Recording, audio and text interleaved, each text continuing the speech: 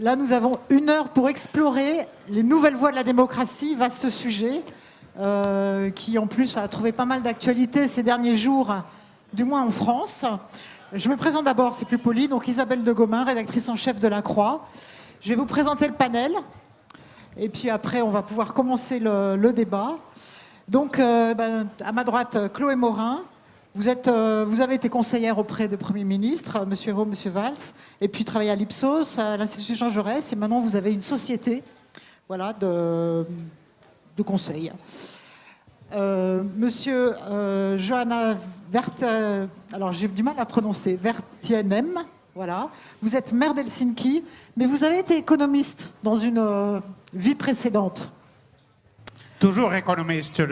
Toujours économiste, donc la vie, elle n'est pas que précédente. Iléna Santos, vous êtes franco-togolaise.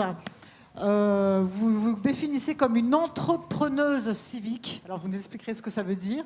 Et vous avez créé un incubateur de politique publique, Je m'engage pour l'Afrique.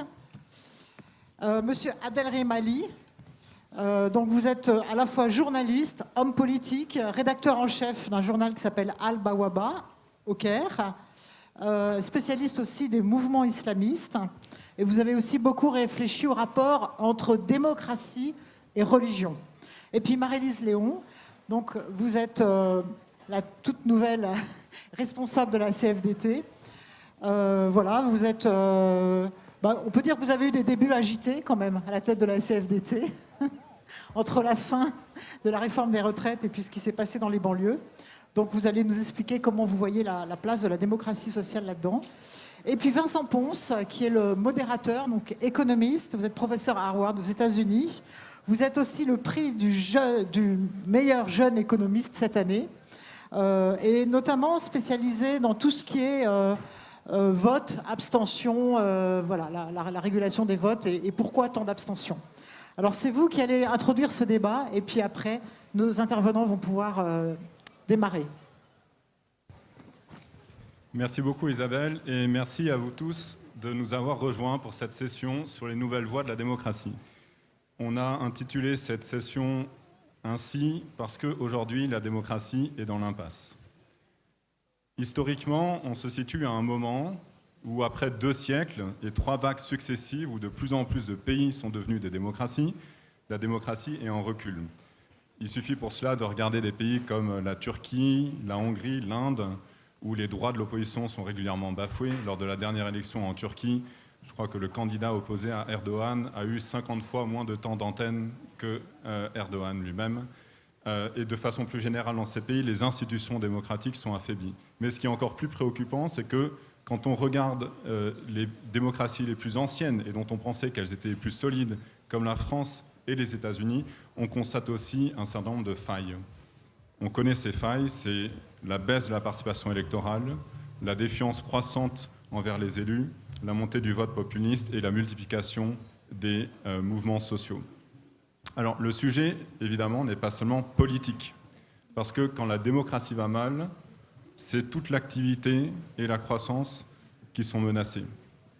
Le lien entre la démocratie et l'activité économique est évident. Lorsque vous êtes dans un contexte de très forte défiance par rapport aux élus, il est évidemment très difficile pour les élus de mettre en œuvre des réformes, d'avoir un débat serein sur les politiques à mener. Lorsque vous avez un risque de victoire de partis populistes qui proposent des solutions extrêmes, ils peuvent vous emmener sur une voie dont on ne revient pas, comme par exemple une sortie de l'Union européenne et une déconstruction de l'Europe. Alors le problème, évidemment, c'est qu'on se sent démuni par rapport à face à ces menaces, face à ces failles qui s'immiscent dans nos démocraties. Pourquoi ? Parce que, d'abord, les tendances que j'évoquais, comme par exemple la baisse de la participation, sont des tendances qui remontent pour certaines aux années 1970. Ensuite, parce que c'est des phénomènes qui n'affectent pas seulement la France, mais la plus grande partie des démocraties occidentales. Donc on sent bien qu'il y a des tendances, des causes très profondes. Et puis enfin, puisque la démocratie est par essence un exercice dans lequel on délègue la décision à des dizaines de millions de citoyens. Pour cette raison, c'est difficile d'identifier des remèdes. Et pourtant, c'est bien sur les remèdes que nous attendons nos intervenants. La question qui leur est posée, c'est quels sont les remèdes possibles pour que la démocratie aille mieux et d'où exactement est-ce qu'on peut espérer que la solution arrive. Est-ce que c'est de nouvelles politiques publiques? Est-ce que c'est les élus qui sont responsables de renforcer la démocratie? Est-ce que c'est les corps intermédiaires? Est-ce que c'est peut-être les entreprises? Voilà, j'ouvre le débat et on attend des réponses concrètes de chacune et chacun d'entre vous à ces questions. Voilà, alors la première à parler, ce sera Marie-Lise Léon. Vous, à votre place de syndicaliste de la CFDT, comment vous voyez cette démocratie sociale qui a semblé manquer ces derniers mois? Comment est-ce qu'on peut l'améliorer? Qu'est-ce qu'on peut faire pour aller plus loin aujourd'hui? Vaste programme. Bonjour. Merci beaucoup de cette invitation. Donc, je ne suis pas économiste. J'espère que vous ne m'en tiendrez pas rigueur.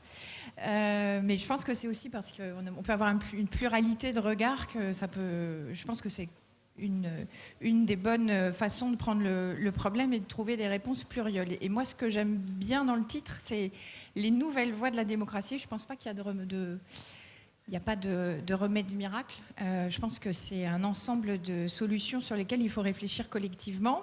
Et puis, un préalable avant de répondre à la question, qui ne sera pas trop long, mais je voulais réaffirmer ici en quoi la démocratie, c'est important pour un syndicaliste et pour le syndicalisme en général. Il n'y a pas d'émancipation, il n'y a pas de solidarité, il n'y a pas d'égalité sans démocratie. Et je peux me faire le témoin de la nécessité de pouvoir défendre la démocratie quand on coopère avec des militants d'autres organisations syndicales, qu'elles soient européennes ou internationales, et que lorsque la démocratie s'affaiblit, voire est fragilisée et disparaît, le syndicalisme disparaît également. Et donc les deux notions sont étroitement liées. Et si je réponds de façon un peu globale à la question, puis je détaillerai quelques éléments. Mon organisation pense que la démocratie, elle est moins malade de ses institutions que de la façon dont elle fonctionne. Et donc moi, je focaliserai mon propos sur trois remèdes et puis une discipline, ou en tout cas une exigence que mon organisation s'applique à elle-même, et je vous ferai part aussi de ce qu'on mène de façon concrète dans le cadre de la CFDT. Le premier remède, je pense qu'on a un enjeu autour de l'état d'esprit dans lequel la démocratie se vit. Je pense que c'est important de se dire que c'est un exercice de chaque jour dans un état d'esprit particulier, et notamment accepter qu'on n'a pas de démocratie sans confrontation d'idées, sans débat, sans respect des acteurs et sans la recherche de compromis durables qui permettent de construire, chacun à sa manière, à l'intérêt général.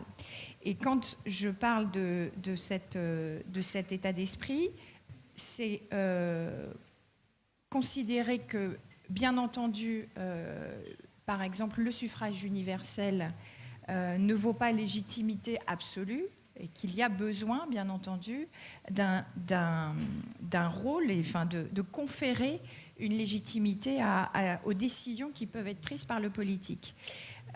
Tout ça pour dire que dans le cadre de l'état d'esprit dans lequel on s'inscrit, c'est reconnaître une pluralité d'acteurs et accepter les contre-pouvoirs, et donc le partage du pouvoir, que ce soit à l'échelle nationale comme dans l'entreprise, et j'aurai l'occasion, j'y reviendrai plus tard.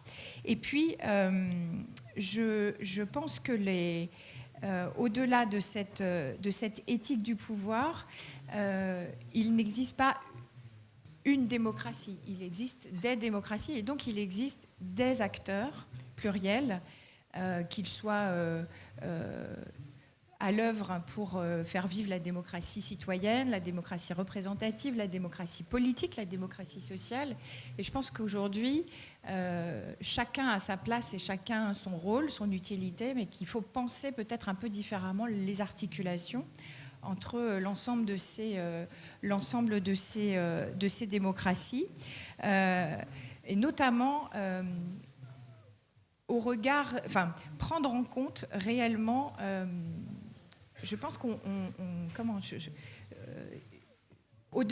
je pense qu'on oublie souvent, quand on aborde les enjeux de démocratie représentative, qui sont les millions de personnes représentées par ces acteurs. Et c'est le propre des acteurs de la démocratie sociale au sens large, syndicale. C'est bien de ne pas parler en tant qu'organisation, mais au nom des personnes que l'on représente, donc des milliers de personnes. Moi, je parle au nom des travailleurs que je représente qui nous confient leur vote aux élections professionnelles, mais aussi forte des un peu plus de 650 000 adhérents que l'on a dans notre organisation. Et il faut que j'aille beaucoup plus vite. Le troisième enjeu, quand je parle de la responsabilité des acteurs, c'est que je pense que la démocratie, elle ne doit pas s'arrêter aux portes de l'entreprise, acteur économique. Il y a un enjeu de considérer le travailleur dans son entièreté et donc également en tant que citoyen et de pouvoir lui permettre d'avoir des espaces d'expression et de dialogue sur les lieux de travail. C'est valable pour l'entreprise, c'est valable aussi pour les administrations. Et ça nécessite un dialogue social de qualité, un véritable dialogue économique, social, environnemental dans les lieux stratégiques, là où il y a par exemple des administrateurs salariés. Et puis, nous, on prône beaucoup l'idée de la possibilité d'expression sur les lieux de travail pour parler de son travail, ce qui était l'une des attentes, notamment dans le cadre de la mobilisation des retraites, qui n'était pas une mobilisation qui était bien entendu focalisée sur les 64 ans, mais dans les cortèges qui n'étaient pas du tout les cortèges du désespoir, c'était les cortèges pour nous dire on veut mieux et plus travailler de notre travail et avoir plus de prise sur notre travail. Merci. J'espère que quelqu'un me posera une question sur ce que fait la CFDT. Voilà, c'est ça. Voilà. Je pense qu'on y reviendra. On arrête là. Monsieur Abdelrahmani.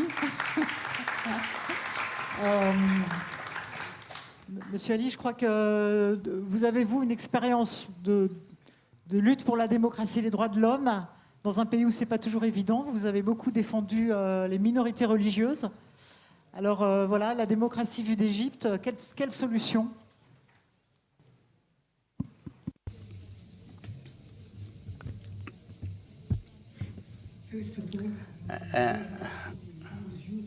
Je suis ravie d'être parmi vous aujourd'hui. Malheureusement, je vais parler en arabe car il faut que je sois très claire à ces moments dangereux en France et dans certains autres pays du monde.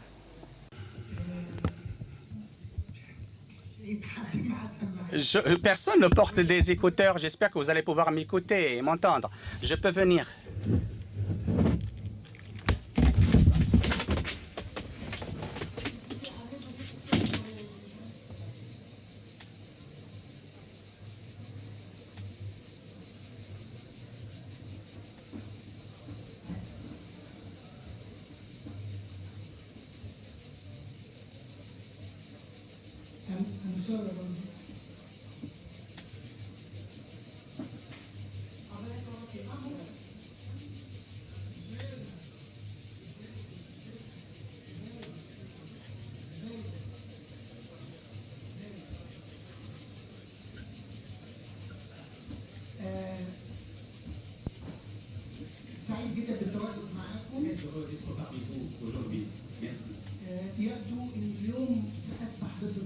Il est pareil aujourd'hui que je vais aller contre le courant. Je ne vais pas vous parler de la démocratie en Égypte.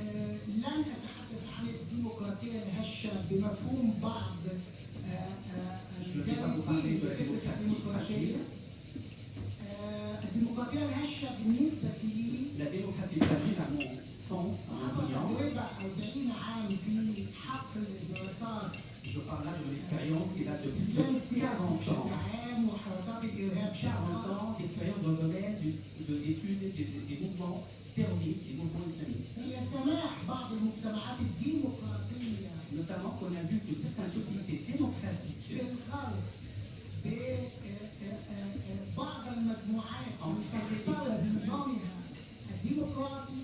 ont créé des conclusions de ces sociétés démocratiques parce qu'ils ont permis à ces mouvements de pénétrer nos sociétés et de nous imposer leurs principes. À mon avis, c'est le grand danger que rencontre l'Europe et la démocratie en Europe, notamment en France. Nous avons tous constaté il y a quelques semaines des événements tristes.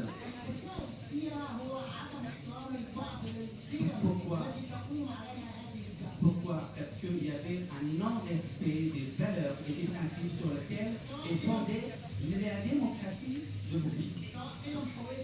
Je parle de la valeur d'expression, liberté d'expression, la liberté de religion, les valeurs de la démocratie, du libéralisme et surtout de l'égalité. Je ne parle pas ici de la religion islamique en tant que religion, parce que je suis musulman. Je ne parle pas ici des Arabes en tant que nation, parce que moi-même je suis un Arabe. Je ne parle pas non plus des immigrés en France. Parce que les immigrés en France, la France nous a accordé la liberté d'être l'égalité. Mais je parle de quelque chose à laquelle j'ai attiré les attentions. J'ai fait prévention il y a plus de 40 ans. Je parle là du kidnapping, de l'enlèvement de certaines universités qui sont installées en France et qui volent ces cerveaux immigrés pacifistes. Et qu'il y a une exploitation de systèmes démocratiques fragiles de leur pays et ils ont transformé les cerveaux de ces personnes immigrées pour devenir des marionnettes. On a beaucoup écrit sur ce phénomène. Nous avons déjà essayé cela dans le pays. On a parlé de ça de ce qu'on appelle entre parenthèses le printemps arabe. Ce printemps arabe n'a jamais été une expérience pour faire avancer la démocratie dans le pays. C'est une tentative qui vise la destruction de nos pays de l'intérieur. J'ai vécu cette expérience dans tous ses détails. La France a failli revivre cette expérience avec tous ses détails il y a quelques semaines aussi. J'ai vu de mes propres yeux la terreur dans les yeux des Français. Je parle hommes et femmes et enfants. Les amis français qui n'ont pas pu quitter leur foyer durant toute cette période. Il y avait une terreur qui dominait vraiment tout le monde. Ce n'était pas du tout une manifestation, ce qui arrive. Je peux vous confirmer. On en parlera dans 1 an, 2 ou 3 ans, voire. Je peux vous confirmer que dans chaque flamme que va connaître la France ou l'Europe, on risque d'avoir pire de ce qu'on a vu il y a quelques semaines. Parce qu'il y a des gens, il y a d'autres qui sont planifiés pour enlever, kidnapper ces pays. Il y en a qui travaillent depuis un demi-siècle. Et les politiques français doivent faire attention à cela. Faire des restrictions, faire un cadre et du contrôle. Merci pour les saluts de m'avoir accordé. Merci beaucoup. Interpellation timoureuse.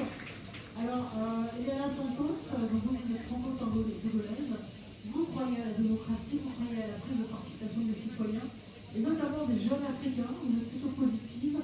Alors, quelles sont, selon vous, les solutions? Vous m'avez dit que vous étiez un peu, inquiète de l'absence de lieux où les jeunes, aujourd'hui, pouvaient s'exprimer, pouvaient discuter, pouvaient se former. Alors, qu'est-ce que vous avez fait? Merci beaucoup. Hello. Ouais. Vous allez retourner sur scène ou pas? Peut-être, ouais. Je vous mettrai un siège dans le coin. Il n'y a pas de problème. Comme ça, vous serez un peu plus confort. Oui, Voilà. oui. Là, vous avez... Bah, j'ai improvisé parce que je l'ai vu le pauvre piégé. Et tout Ouais, le monde super, franchement, j'ai réagi tout seul. c'est le mieux. Ouais. C'était clair la voix. Vous m'entendez bien? Ouais, on vous entendait bien, impeccable. Bon, tant mieux. Je vous prévoirai, du coup, je vous mettrai sur la gauche. Oui. Là où il reste un peu d'espace. Oui. Alors, il faut que je traduise. Juste un verre d'eau, Que si on n'est pas content, si ça ne nous convient pas, moi je crois au fait que c'est à nous de prendre un peu ça en main. Évidemment, la jeunesse, celle d'aujourd'hui, est confrontée, vous le savez, à de nombreux défis, qu'ils soient climatiques, qu'ils soient économiques. Et donc, il nous appartient, nous aussi, d'explorer, pour prendre le titre de la conférence, ces nouvelles voies de la démocratie. On a des outils pour le faire, on a la volonté pour le faire. En particulier, je vais juste rappeler quelques chiffres. Sur le continent africain aujourd'hui, 60% de la population a moins de 25 ans.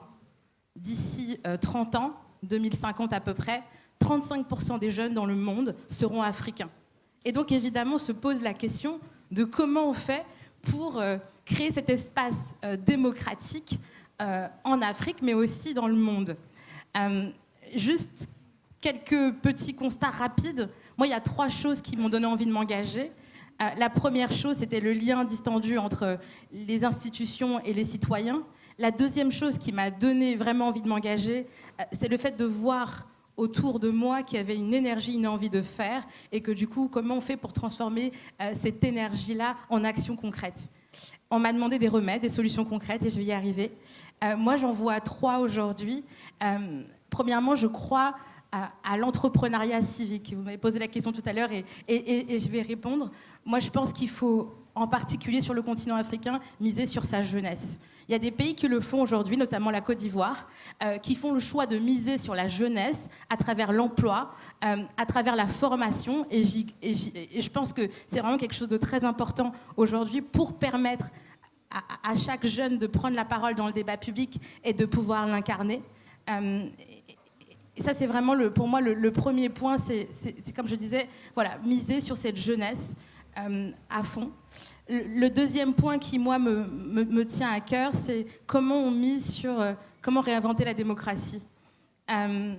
Moi, je vois autour de moi des nouvelles modalités d'action, une volonté de pouvoir s'engager pour une cause, une volonté de pouvoir soutenir une coalition, une volonté de pouvoir s'engager à la carte aussi, d'avoir des espaces qui soient hybrides, à la fois en distanciel, à la fois en présentiel, et quid de notre capacité justement à pouvoir y répondre. Je vais vous donner un exemple concret aujourd'hui qu'on est en train de mettre en place. Le professeur Achille Bembe a lancé la Fondation de l'innovation pour la démocratie en Afrique, une initiative portée par les Africains pour les Africains, où l'objectif c'est d'encapaciter, ce mot un peu à la mode, mais de pouvoir former, accompagner en termes de financement toutes ces énergies, pouvoir les identifier. Et je pense qu'il faut pouvoir multiplier ces espaces de dialogue.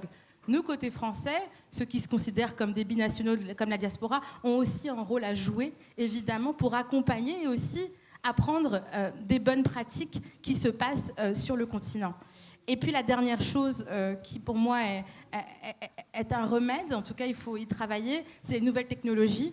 Évidemment, ça a son bon et ses mauvais côtés. Je ne vais pas revenir sur les fake news et tout ça, mais par exemple, aujourd'hui au Kenya, il y a quelques années, ils ont réussi à sécuriser les élections à travers la blockchain. Et donc, il y a ces petites innovations aussi qui existent, sur lesquelles je pense qu'on peut s'inspirer collectivement et réussir à faire remonter ces bonnes pratiques. Voilà, moi, ce que je voulais dire en résumé, c'est vraiment, miser sur la jeunesse, faire confiance à la jeunesse. Et peut-être un autre exemple concret, c'est, moi je crois au partenariat public-privé jeune, c'est-à-dire pouvoir confier des délégations de mission aux jeunes pour qu'ils puissent justement, monsieur le maire, vous nous direz ce que vous en pensez, mais qu'ils puissent pouvoir monter une mission locale dans leur territoire et faire des choses comme ça. La deuxième chose, c'est de créer ces espaces, ces outils où tout le monde peut trouver sa place. Je veux saluer ici, il y a des gens qui sont engagés, il y a Alexandre qui est au fond, qui vient de Marseille, il y a toi, Ernest, je veux vous demander d'applaudir pour toutes les personnes qui s'engagent au quotidien et les jeunes, parce que c'est pas facile.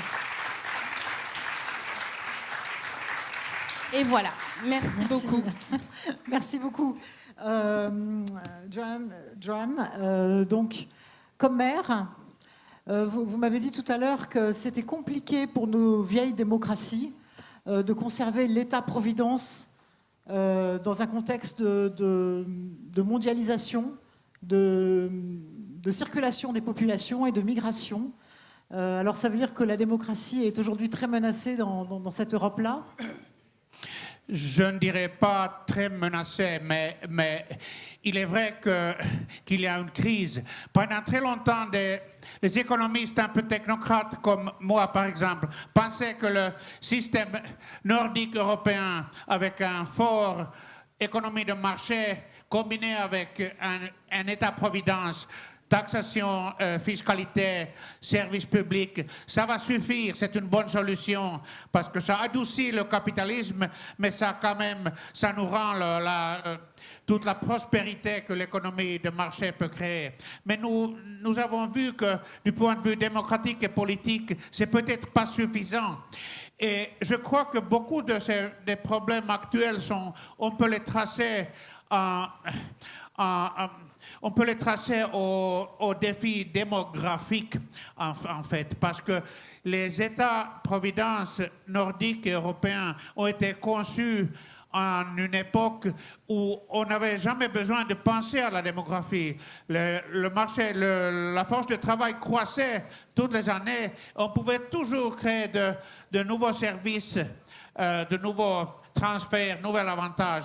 Mais maintenant, avec les démographies qui vont dans l'autre sens, on doit tout le temps être disciplinaire fiscal et on doit avoir beaucoup d'immigration sur le marché du travail pour soutenir ces systèmes de l'État-providence nordique. Et ça crée des malaises politiques, des rancunes, parce qu'on doit être plus dur pour l'assurance chômage et on doit enlever des services au lieu de les augmenter. Et ça, le mouvement ouvrier devient déconcerté, frustré, rancunier. Les partis nationalistes augmentent. Et même dans les pays où le marché du travail marche assez bien, comme dans le Danemark ou au Royaume-Uni, on voit des réactions nationalistes qui sont pas très agréables sur le plan politique. Et s'il y avait des solutions simples, techniques, pragmatiques, je crois que ce débat n'aurait pas eu lieu. Je ne prétends pas que j'ai toutes les solutions. Mais une solution à quoi je pense depuis que je suis maire, c'est seulement depuis 2 ans. Avant ça, j'étais économiste général. Mais comme maire, on pense à réfléchir à la démocratie locale et comment les communautés locales fonctionnent et surtout à l'aménagement du territoire. Comment concevoir nos villes? Quand on pense au malaise actuel en France, les émeutes ou la violence en Suède, beaucoup de ces phénomènes, on peut les expliquer avec les banlieues qui sont vraiment ségrégées. Il y a des banlieues énormes où vivent seulement des immigrés de certains groupes. Et en Suède, il y avait des programmes où on a bâti des énormes HLM banlieues dans les années 60. C'était un grand bond en avant pour les immigrés pauvres finlandais à l'époque. Et en France, la même chose. La période, le Corbusier, c'était vraiment...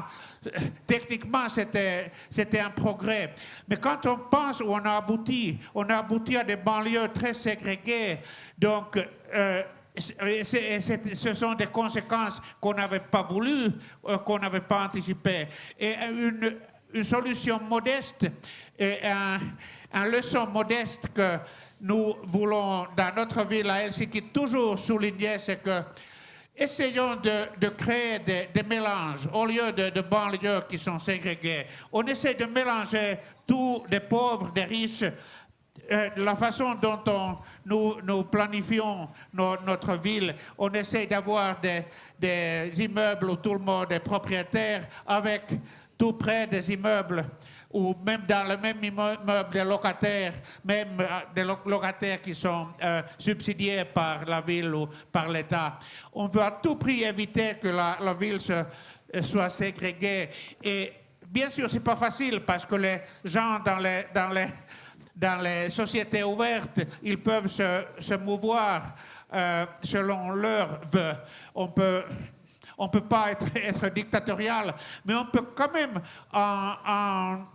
quand on aménage, quand on fait un plan de l'espace public, on peut avoir une grande influence sur les structures sociales. Et là, je crois que c'est une solution, ça semble très simple, mais c'est peut-être une solution pratique et simple à des malaises qui sont très profondes dans la société occidentale. Merci. Oui, merci. C'est effectivement,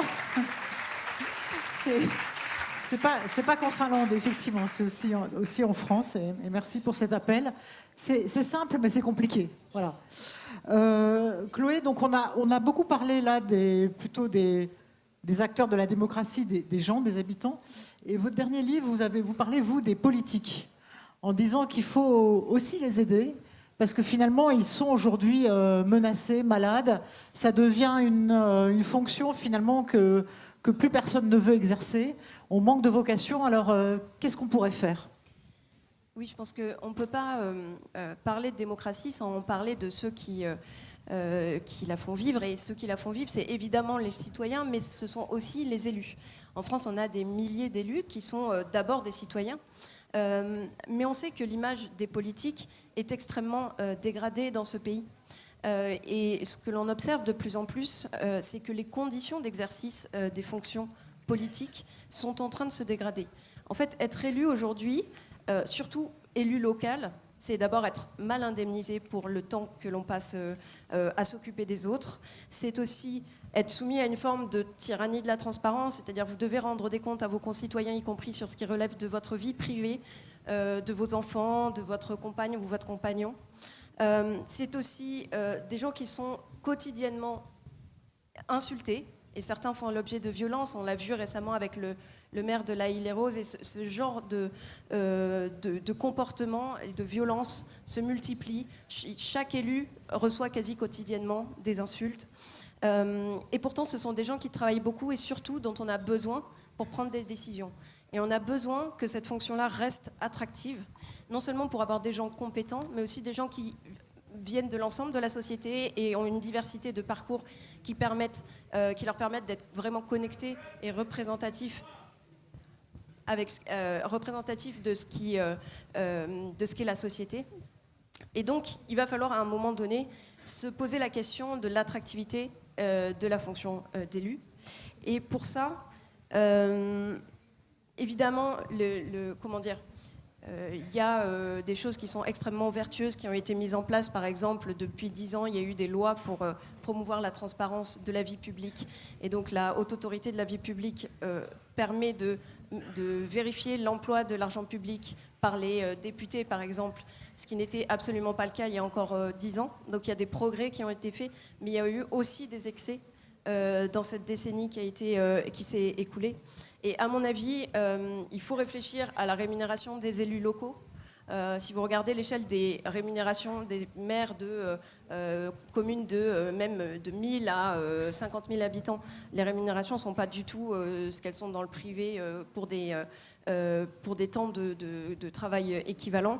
Il faut aussi réfléchir à la règle du non-cumul, parce qu'aujourd'hui, ça a privé le Parlement d'une partie des profils qui en faisaient la richesse. Il faudra aussi réfléchir aux limites de la judiciarisation de la vie politique, qui là encore a ses vertus mais a ses inconvénients. C'est-à-dire que quand c'est le juge qui remet en cause des décisions qui sont politiques et qui devraient être sanctionnées par les citoyens, c'est un dysfonctionnement démocratique. On peut aussi réfléchir à l'utilité de la publication des patrimoines privés des élus. Ces patrimoines sont contrôlés par la HATVP, ça c'est absolument normal pour vérifier qu'il n'y ait pas d'enrichissement. En revanche, est-ce qu'il est utile que nous, citoyens, sachions exactement quelle est la marque de la voiture de tel ou tel élu, ou s'il a une résidence secondaire en Bretagne? Ce n'est pas exactement très utile au débat démocratique, à mon sens. Il faut aussi réfléchir aux moyens de permettre à l'élu de retourner facilement dans un emploi, parce que sinon on crée des élus professionnels qui s'accrochent à leur mandat et qui finalement vont se couper de la société peu à peu. au lieu de faire des allers-retours avec le secteur privé, le secteur public, l'associatif, etc., etc. Et donc, il faut aussi, j'en termine par là, vraiment appliquer les sanctions qui sont prévues pour les violences contre les élus, parce qu'aujourd'hui, ce qu'on constate, c'est que tous les élus qui sont l'objet de violences portent plainte ou pas, parce que parfois ils sont découragés, ils ne le font même pas, mais quand les plaintes existent, la justice manque de moyens, elle manque de moyens dans son ensemble, donc ça s'applique aussi aux élus, pour poursuivre et sanctionner effectivement les gens qui portent atteinte aux élus, et c'est vraiment très important, parce que porter atteinte aux élus, c'est porter atteinte aux citoyens qu'ils représentent, donc symboliquement, c'est quelque chose qui est absolument inacceptable. Merci.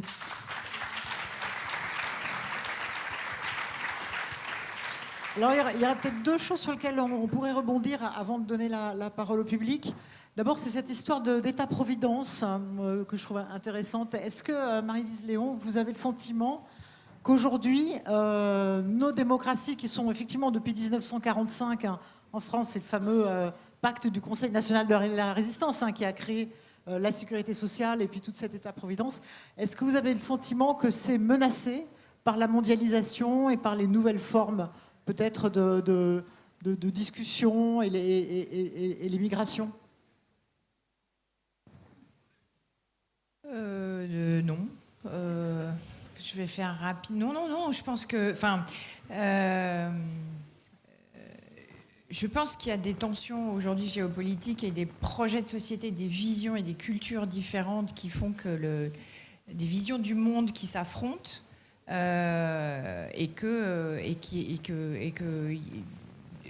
les différents camps veulent imposer à l'autre, les uns aux autres, une certaine vision d'un modèle économique, d'un modèle démocratique, d'un modèle social. Après, je pense que c'est justement, on défendra la position de l'État, la position de la démocratie, en faisant preuve, je dirais, d'ouverture interne, et notamment en France, pour pouvoir faire vivre des démocraties qui ont besoin de s'articuler les unes aux autres. Et voilà, je pense que donner ce souffle et ces espaces intermédiaires, c'est renforcer la démocratie, c'est renforcer, et peut-être de façon un peu contre-intuitive, c'est renforcer l'État.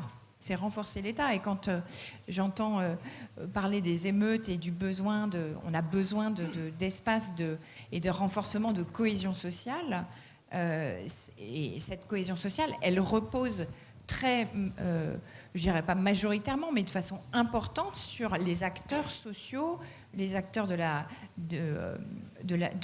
la société civile, les associations, qui font tout ce lien social et qui ont besoin d'être appuyés, d'être confortés et d'être écoutés.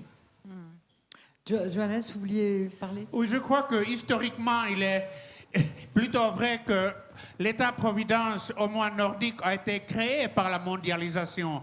Parce que le libre-échange international, ça crée une prospérité, mais ça crée aussi une incertitude ça implique qu'on a besoin d'une assurance sociale. Mais l'État-providence est vraiment menacé par la démographie, parce que là, on n'aura pas assez d'heures de travail pour financer tous les services publics et le plus grand nombre de gens retraités. Peut-être question par rapport, justement, vous venez de parler des corps intermédiaires, mais comment est-ce que... On a souvent le sentiment en France qu'il y a une démocratie d'en bas, ou une démocratie au niveau des syndicats, des entreprises, etc., mais qu'elle a du mal à aller en haut et à parler en haut. Alors comment est-ce qu'on peut faire ça? Iléna, je ne sais pas si c'est quelque chose que vous avez vous-même ressenti, c'est-à-dire comment passer de ces discussions à des décisions politiques en haut? C'est une excellente question. Nous, en tout cas, chez Je m'engage pour l'Afrique, qui est un incubateur de politique publique, et notre objectif, c'est vraiment de concevoir, de proposer, d'améliorer les politiques publiques pour une Afrique excellente et performante. C'est ce qu'on fait. Il y a premièrement, c'est les réseaux sociaux. Enfin, moi, je crois qu'on arrive à créer ce rapport de force pour être écouté à travers les réseaux sociaux et à faire émerger des visages. Moi, ce que je trouve dommage, c'est que il y a un sujet de comment on arrive à faire en sorte que d'autres jeunes prennent la parole. Et donc, voilà, pour moi, il y a un enjeu de créer des rapports de force qui marchent bien. Et après, il y a le suivi aussi, c'est-à-dire qu'en général, il y a beaucoup d'annonces. Et puis après, au moment de délivrer, on n'a pas grand-chose. Et donc, il faut aussi, pour ça, accompagner les citoyens, pour qu'ils soient outillés. Parce qu'en fait, c'est un métier de comprendre qui décide de quoi dans la chaîne de l'administration. Et quand on ne fait pas ce travail-là, de pouvoir identifier à chaque maille de l'échelle où il faut pouvoir taper quand il faut taper et féliciter quand il faut féliciter, il y a aussi ce problème-là. Donc moi, je reviens toujours sur cette question de formation et de création de rapports de force qui vont bien. Et puis parce que derrière, ce qu'on oublie, c'est que quand les citoyens s'engagent, ils ont un devoir de résultat auprès de la communauté pour laquelle ils s'engagent. Et à partir de ce moment-là, il y a cette nécessité de faire et de produire des résultats concrets. Voilà. Chloé, votre précédent livre, vous parliez finalement des politiques qui avaient du mal justement à appliquer la politique parce que un peu empêchés, paralysés par une administration qui avait pris trop de pouvoir. Est-ce que ça, c'est pas non plus un des sujets qui fait qu'on a le sentiment que les décisions ne viennent pas finalement, les décisions du bas ne montent pas en haut? Oui, globalement, entre le moment où un politique fait une annonce et le moment où l'objet arrive dans le quotidien des Français, il y a souvent beaucoup de temps. C'est un temps législatif, un temps de l'administration. Et en fait, entre tous les filtres dans lesquels la décision politique passe, contribue à déformer la décision. Et ça contribue du coup à délégitimer les politiques parce que les gens se disent finalement il y a des grandes annonces et assez peu de résultats. Il y a plein de raisons à ça. L'administration en est une, mais il y a une responsabilité qui est bien celle des politiques, c'est l'art de l'exécution. C'est-à-dire qu'il y a pas mal de politiques, je trouve, qui passent pas assez d'énergie et de temps à veiller à la bonne exécution de leurs décisions. Et ça, c'est très compliqué parce que justement, il faut faire attention à ce que fait l'administration, comment elle traduit une loi, par exemple, et puis ensuite à comment elle est appliquée sur le terrain par les services publics, etc. Et ça, c'est quelque chose sur lequel, qui devrait, à mes yeux, occuper 90% du temps d'un ministre, typiquement. Et c'est pas du tout le cas aujourd'hui. C'est pas le cas, oui. C'est loin d'être le cas. On va donner la parole à des questions. Alors, une question, pas une déclaration, s'il vous plaît. Vraiment une phrase de question, de façon à ce qu'on puisse vraiment donner la parole à le plus de monde possible. Merci de me donner la parole. Ma question est très simple. En fait, quand on voit les chiffres de l'abstention aujourd'hui, sachant que la démocratie, c'est quand même le régime politique où le pouvoir appartient au peuple, on peut s'interroger, et c'est une vraie question pour vous, est-ce que le problème de la démocratie aujourd'hui, c'est pas plutôt le citoyen? Parce que quand on voit les élections, il y a eu un manque de mobilisation, un manque de vote. Est-ce que c'est pas plutôt nous le problème? Et est-ce que le fait de dire tous les politiques sont des pourris, c'est pas plutôt la réponse de facilité? Merci. Je suis pas sûre qu'on ait dit ça. Qui veut répondre sur ce problème? La démocratie, c'est d'abord aux citoyens d'aller voter. Moi, je veux bien répondre. Je pense que oui, c'est une. Il y a une immense responsabilité des responsables politiques dans les trahisons, les erreurs, etc., qui ont été faites. C'est manifeste, mais c'est aussi dire que les politiques sont tous pourris. C'est d'abord faux, statistiquement. Il ne faut pas oublier que l'immense majorité des élus, ce n'est pas les ministres qu'on voit à la télé, mais c'est des gens qui sont élus locaux dans les mairies, les conseils régionaux, etc. Et puis donc c'est faux. Et ensuite, oui, c'est une manière de finalement de se dérober à sa responsabilité de citoyen, je pense. Sur l'abstention, je vous signale l'excellent travail de Vincent Ponce, qui je crois est adjoint au dossier des rencontres. Voilà, une note qui est très intéressante. Alors, une autre question. Bonjour, je voulais particulièrement m'adresser à Madame la Présidente de la CFDT. Je voulais rebondir sur votre question relative à la mondialisation. Très honnêtement, j'ai du mal à croire que la mondialisation n'est pas un frein et une limite pour le milieu particulièrement ouvrier. Parce qu'on peut par exemple faire référence à la délocalisation ou par exemple aux immigrés aussi notamment qui vont permettre une baisse des salaires qui va pas forcément être qui va aller dans le sens des ouvriers français plus ou moins. Je pense que vous voyez de quoi je veux parler. Je voulais juste savoir en quoi pour vous la mondialisation représente pas un problème parfois pour le monde ouvrier et pour tous les droits qui sont notamment accordée dans ce sens-là. Merci. Mondialisation, démocratie sociale.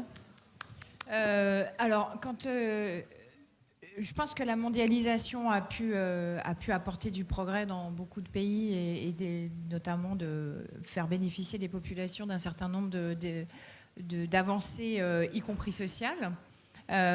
Après, tout dépend de la façon dont on peut s'outiller de moyens et je pense qu'ils sont nécessaires de réguler, de pouvoir avoir des outils de régulation qui se pensent, je pense, différemment en 2023 qu'en 2010 ou en 2000.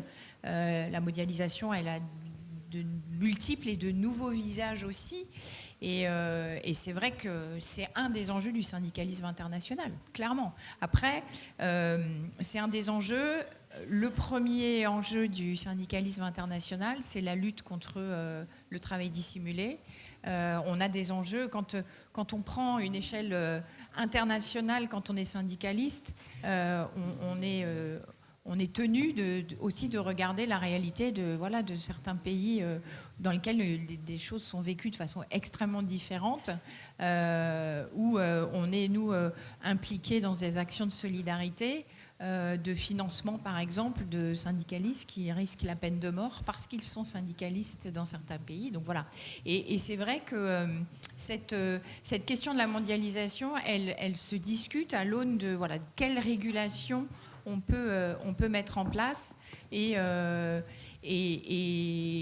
quels outils, comme par exemple un outil sur lequel on a été beaucoup travaillé, CFDT, en 2017, je crois, qui était le devoir de vigilance. Comment, à l'échelle, donc là c'est une forme de solidarité internationale à l'échelle de groupes, on peut identifier la responsabilité entre les donneurs d'ordre et les sous-traitants. Ça faisait suite au drame du Rana Plaza, où des ouvriers du textile s'étaient vus confier de la fabrication dans des conditions désastreuses de t-shirts qui étaient pour des marques françaises. Voilà. Donc ça fait partie aussi des sujets de préoccupation du syndicalisme international. Et d'ailleurs, c'est une loi qui a plutôt bien marché. C'est une loi qui, alors... pour les entreprises textiles. Ça a plutôt bien marché. Le monde économique a hurlé au scandale en 2017, je dois bien le dire, parce que c'était absolument une abomination de devoir réguler ce type de relation, qu'une entreprise en France ne pouvait pas être responsable, n'avait pas les moyens de vérifier quels étaient les impacts et avec toute la bonne volonté, c'était quelque chose d'impossible. On a réussi à convaincre les acteurs politiques et maintenant les mêmes critiques porteurs de la voie économique vont expliquer, notamment à l'échelle européenne, comme quoi ils sont contents que la France ait été pionnière sur la question. Merci. Une toute dernière question. Alors, bonjour. J'avais une question pour Madame Santos sur la démocratie en général. Alors, on parle souvent de la démocratie comme un système à atteindre en général.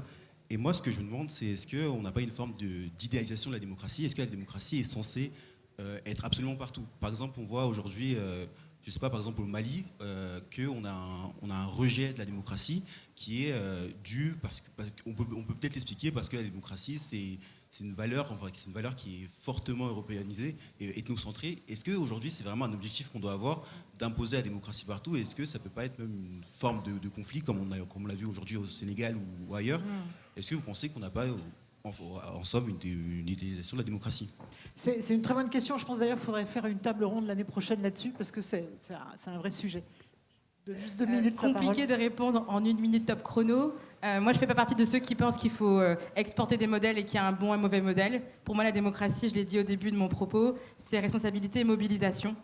Et pour moi, c'est le plus important, c'est faire en sorte que les choses marchent, en particulier pour le continent africain. Moi, ce qui m'intéresse, c'est est-ce qu'à la fin de la journée, on arrive à donner de l'emploi à ceux qui ont besoin? Est-ce qu'on arrive à permettre l'autosuffisance alimentaire et que chacun puisse se soigner? Pour moi, c'est ça la priorité. C'est le bien-être de la jeunesse, parce que c'est l'avenir du continent. Et effectivement, on pourrait passer des heures à dire est-ce que tel régime est bon ou pas. C'est pas ça le sens de mon propos. C'est comment on fait ensemble et que chacun puisse trouver sa place dans la société. Pour moi, c'est ça l'objectif. Merci. Non, mais c'est vrai que c'est intéressant, parce qu'on voit bien que ce modèle est très remis en cause dans un certain nombre de pays du Sud. Alors Vincent, est-ce que vous pouvez conclure cette table très riche qui est un peu allée dans tous les sens? Oui, alors je suis un petit peu déçu parce qu'il me semble qu'on n'a pas identifié de remède miracle aux différents maux qui rongent la démocratie, mais je pense qu'il serait juste de dire qu'on a cependant évoqué des solutions concrètes, à la fois pour davantage impliquer les citoyens dans la vie démocratique, et aussi, et c'était le sujet de Chloé, pour encourager certains d'entre eux à devenir candidats, pour encourager des élus à se représenter. Et donc il y a une réflexion à avoir sur ce sujet du statut de l'élu. Ce qui me frappe, c'est que vous êtes beaucoup, nos intervenants, à avoir évoqué un sujet qui est celui du rôle central des débats et des discussions dans la vie démocratique. À la fin, une démocratie, ce n'est pas seulement un exercice mathématique dans lequel on compte les forces en présence et on regarde les fractions des voix que chacun des candidats et chacun des partis a obtenues. La démocratie, c'est aussi un exercice de délibération. La démocratie doit être délibérative pour bien fonctionner. Et donc, le bon fonctionnement de la démocratie repose sur cet ingrédient un peu démodé et pourtant fondamental, qui est les discussions qui peuvent avoir lieu entre différents corps intermédiaires, entre différents citoyens. Alors, Marie-Lise, vous avez évoqué les discussions, les débats qui doivent avoir lieu entre des partenaires sociaux et le gouvernement. Ileana a mentionné l'importance d'ouvrir, de multiplier des espaces de dialogue. Si on veut démultiplier les discussions, il y a un sujet concernant l'aménagement des territoires. C'était le point que Johanna faisait. Il faut avoir un aménagement du territoire tel que des populations diverses, d'origines diverses, puissent se rencontrer, puissent délibérer. Dans mon propre travail, j'ai mesuré l'importance de ces discussions. C'est souvent ces discussions qui nous décident à aller voter plutôt que de rester chez nous. C'est souvent ces discussions qui nous aident à former notre opinion sur les différents candidats. C'est grâce à ces discussions que la défiance qu'on peut ressentir à l'égard d'autres groupes peut diminuer. Alors comment démultiplier ces discussions? Il me semble qu'en plus des remèdes qui ont été proposés ici, il y a aussi un rôle pour les partis politiques pour mener des actions de terrain qui vont démultiplier ces discussions avec des électeurs peut-être d'avis différents du leur. Et je crois aussi qu'il y a un rôle à jouer pour les entreprises, et là je me tourne vers vous tous qui êtes actifs dans des entreprises, puisque les entreprises restent un des derniers lieux où on rencontre, où on interagit quotidiennement, où on respecte des gens qui peuvent avoir des avis très différents du nôtre. Les membres de notre famille, nos voisins, nos amis ont en général les mêmes préférences politiques que nous. Mais dans l'entreprise, on va parler avec des gens qui ont des avis différents. On va naturellement avoir de temps à autre des discussions politiques. Donc l'entreprise peut être paradoxalement un des lieux de dépolarisation. Et donc je vous invite à réfléchir à la façon dont, très concrètement, vous pouvez encourager des discussions respectueuses, des avis différents sur le lieu de travail. Un grand merci à tous nos intervenants et un grand merci à vous tous.